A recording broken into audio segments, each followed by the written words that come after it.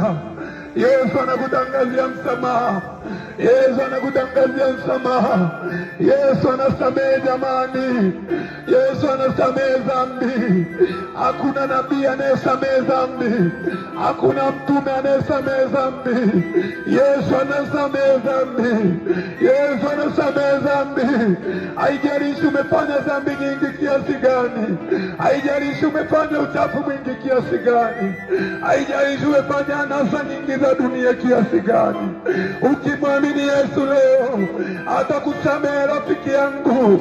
Yesu anasamehe. Yesu anasamehe. Yesu anafuta majina yako katika kitabu cha hukumu. Nisikilize mama, nisikilize rafiki yangu, muamini Yesu leo.